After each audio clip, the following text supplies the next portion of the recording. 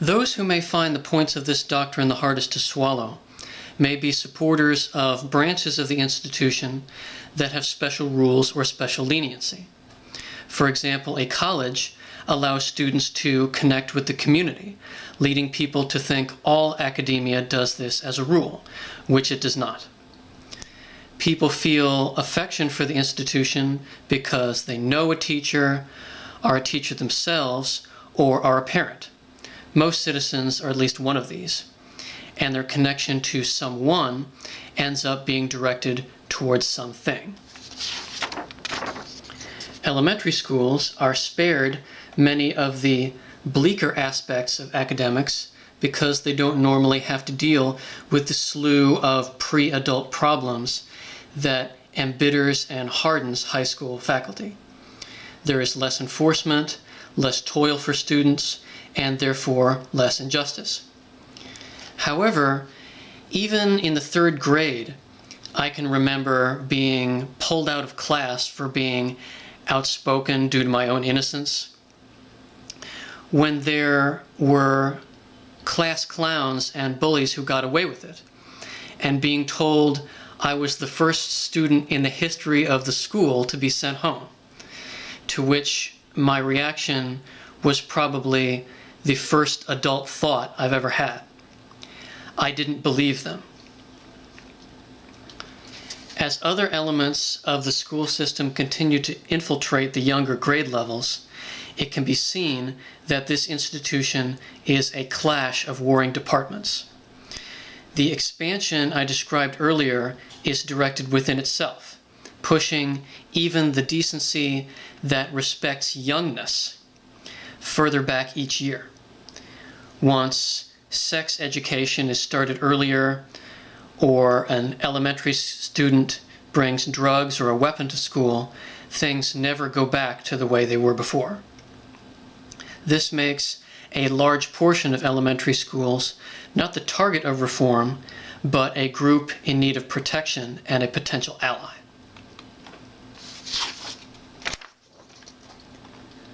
Middle and high schools.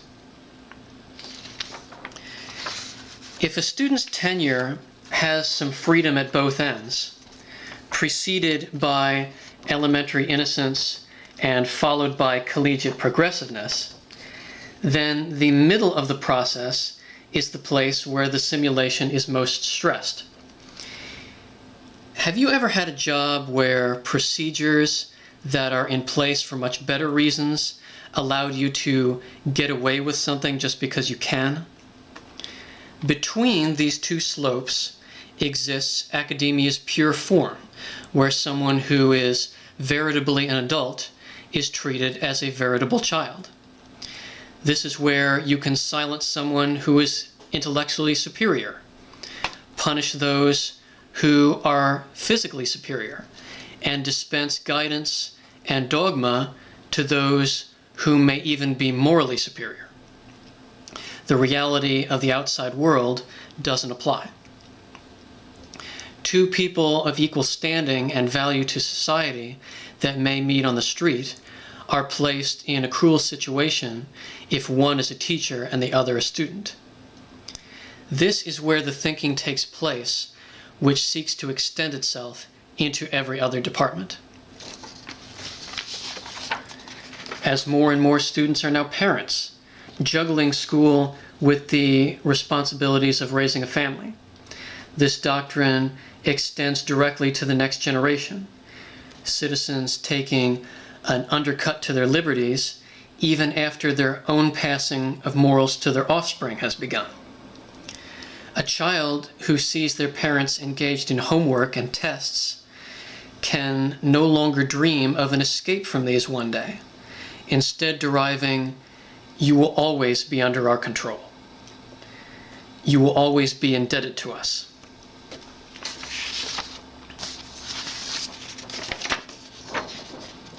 Colleges and universities. There are parts to the academic world which are constantly becoming more complex, such as college-level institutions and their departments seeking new ways to integrate into society until one can no longer tell them apart. In The University in Ruins, author Bill Reddings says, "It is no longer clear what the place of the university is within society, nor what the exact nature of that society is." The college campus is a place in which the same formula that began in nursery school can be seen enforced on adults. The concept of adults going to school is wrought with conflict between the academic world and the real world. Consider what it means to be treated as a student in this day and age, compared to being treated as a citizen.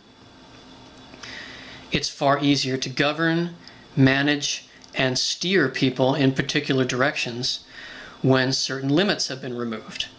So, is it a mystery as to why so many adults are now persuaded to attend school? At an elementary school in Utah, several dozen students who had been served their lunches in the cafeteria were made to throw their meals in the trash because their accounts had an overdue balance and they were in debt.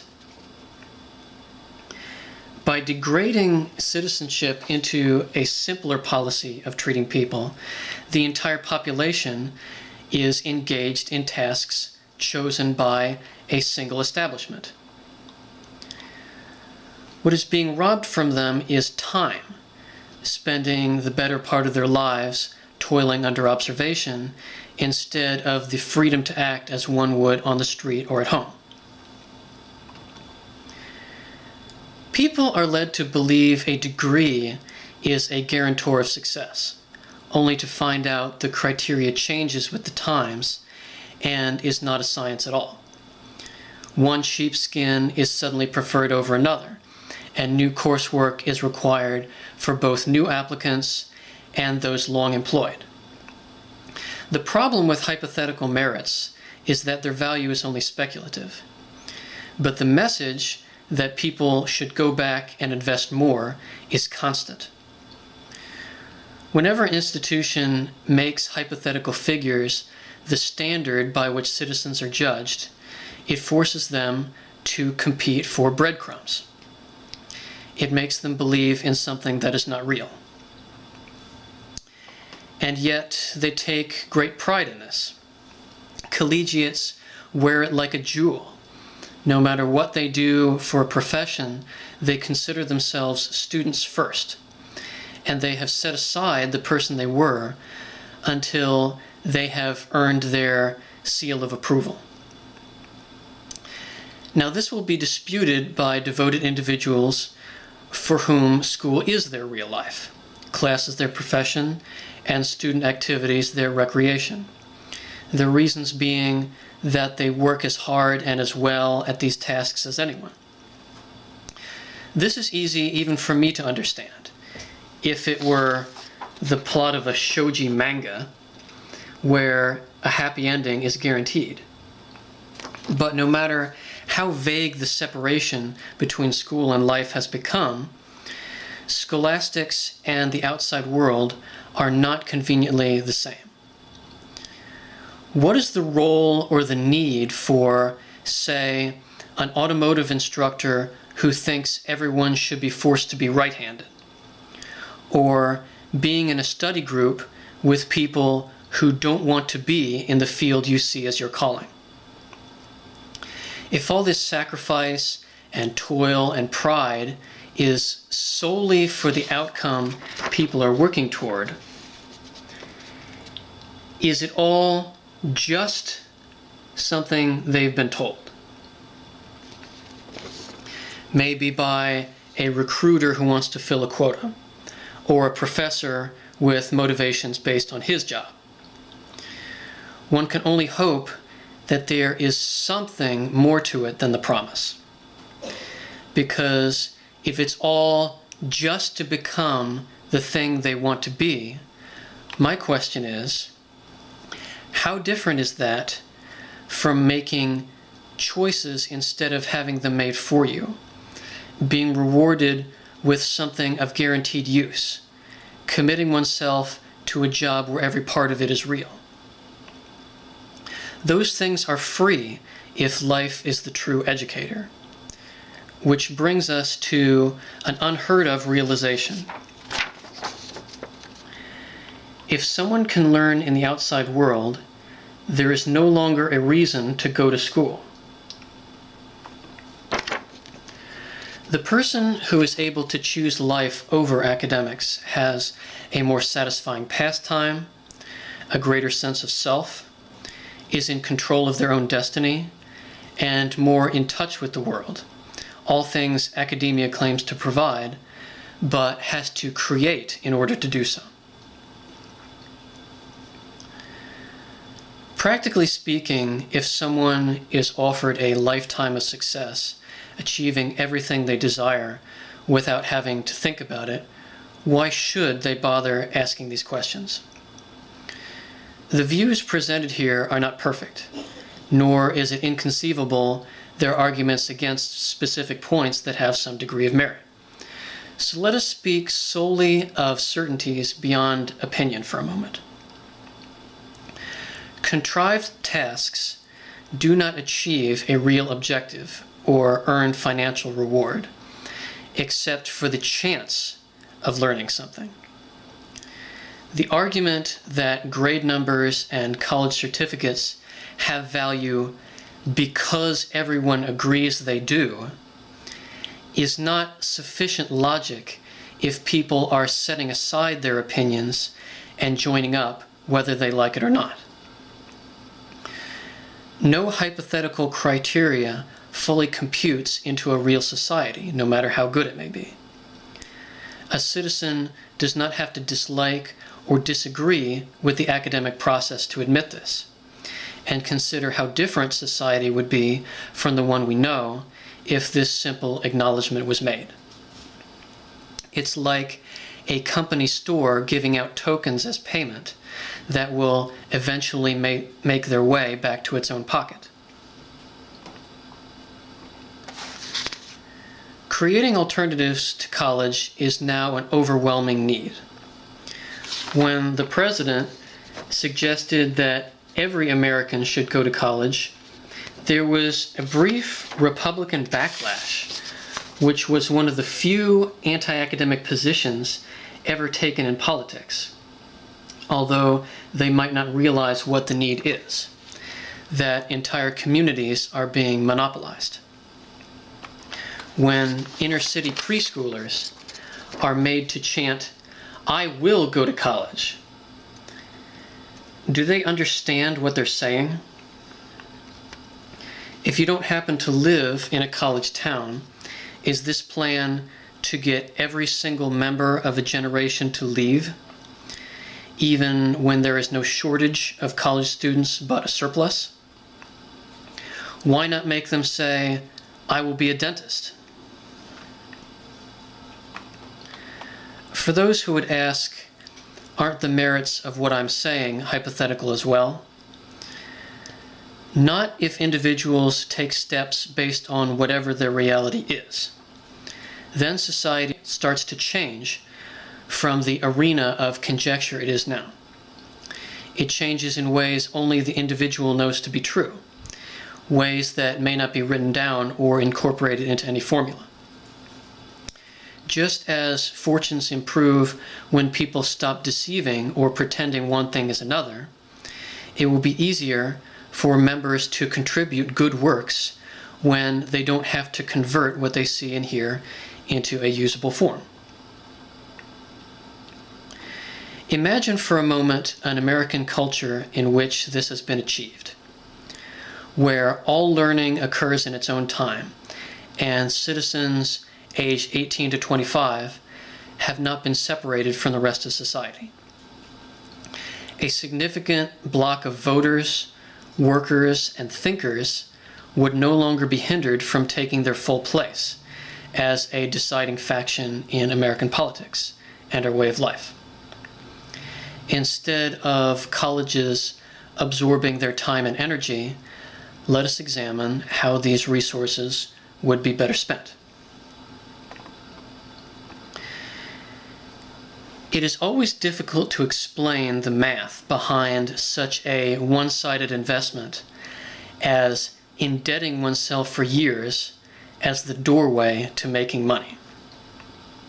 The amount of money required to send many students to college, particularly if they live on the campus, would be of greater value to them as collateral in their lives, as it is more income than a college-age citizen normally earns in many years.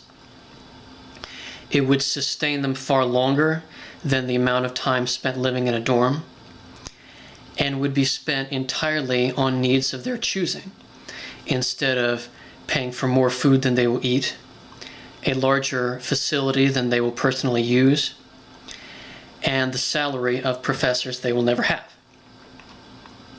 Unlike a dorm, the shelter comes with the responsibility and freedom of being a property holder. The day is not cluttered with assignments, but work that completes a real task and earns real reward to be used for real living. As for their future, it's hard to compare the amount of tuition as capital with what they would have made starting with nothing but a piece of paper. How long do you wait to start counting? Do you discount those who have to go back for another major? How do you factor moving up in the job market based on experience? And as for education, people with a passion for learning often discover there is nothing stopping them, whereas those without it will have difficulty whether they are in school or out, unless there is some factor that benefits the wrong recipient. So it can be said that the only thing colleges provide that can't be acquired without them, if you put your mind to it, is a degree. It is this paper and nothing of stronger material that our society rests its entire fate upon. So what does the perspective of college look like when all bias and favoritism have been removed? In math, an equation like this would not function. Nevertheless, the viewer will quickly point out that these alternatives still do not exist as realistic opportunities for most people. Most students do not pay their own way, and practically no parents or businesses hand over this amount of money to support someone who doesn't go to school. It also can't be said that it isn't easier for people to commune with their peers, find experts to tutor them in the field of their choice, and live relatively on their own during the stage before self-sufficiency, all in one convenient location. In fact, I should consider that colleges are unmatched in this regard, and a pragmatist may find his money well spent. Or at least I should hope so, since society has chosen to designate this one basket in which to put all their eggs. I hope it's not some less venerable reason, such as parents simply want to be rid of their offspring. Adults going back to school. Some subjects are difficult to talk about without making someone feel offended. But when you go easy on them, people interpret it as weakness. I have more respect for people who are consistent in the things they strive for, even if I disagree with them, than those who congratulate someone for finally coming around to doing something they happen to agree with, because I think that kind of respect is cheap. I'm speaking of the mistake that many older Americans are making by going back to school after many years. I believe this decision is somewhat a declaration that their entire life, or a large part of it, has been wasted. And the older a citizen is, the more it is such. Here are the basic points in as few words as possible. Dropping out, for whatever reason, is a decision and a right that all Americans have. Doubling back on a decision is an inconsistency not by my saying so, but by the person who made their opinion known in the first place. When you are convinced of something and people listen, and you change your tune, are they going to give you the same respect as someone who got it right the first time? Or is it a weakness by your own uncertainty? This will be taken as an insult, but when people of any age are making sacrifices solely because they're being told what to do, that this is a golden ticket, it is a point of weakness for them. Failing to carry out one's own choices is not an achievement. College-age students at least have the excuse of youth for succumbing to pressure and wanting a lifetime career. But for older people that have lived in the real world and should know what they want by now, it is an act of desperation. The longer they wait, the more desperate.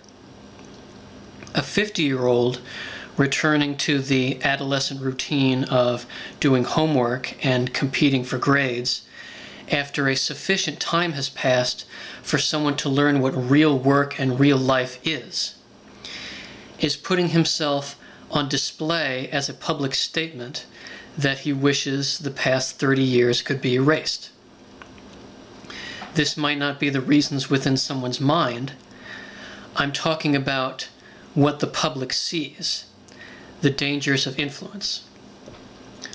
Most senior-age students will insist that just because they are going back to school to improve themselves doesn't mean they believe their adult life has been wasted. This may be true, but strictly speaking, if this opinion is not visible in their actions, how can we distinguish it from something they all say? What is to prevent the next 20 citizens who are insecure from following in their footsteps?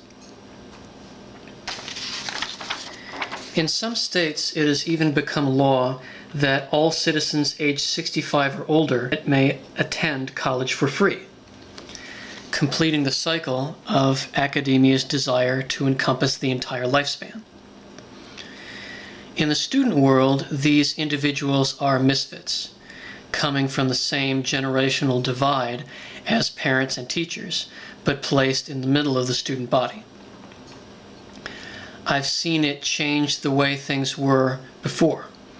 When a question is raised in class or they have an opportunity to speak at events, what comes out is a voice that either makes greater demands than a normal student or speaks of allusions from their life which students can't relate to. The situation changes for the first-timers because it gives even greater credence to hypothetical tasks by adding a lifetime of real experiences into the equation, causing friction.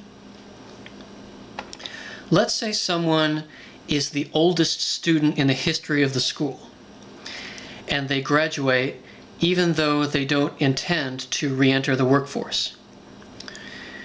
Should these individuals be praised for coming to their senses just so they can wear the outfit and hold a certificate in their hand because they're a lost cog in the machine of our society that found its place?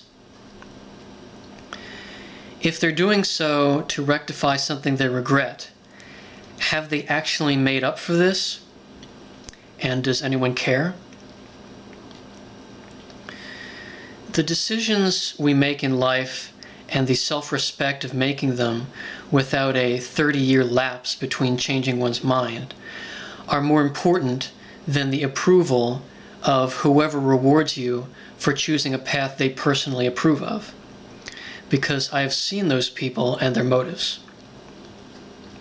Yes, people still have a right to reevaluate themselves and correct what they perceive to be their mistakes. This is not the lofty perspective of someone who has had the pleasure of working consistently up the ladder because they've never made a mistake, but the perspective that there are people who know exactly what they want, have all their ducks in a row, who have fewer opportunities than people who are indecisive, because all things are not equal.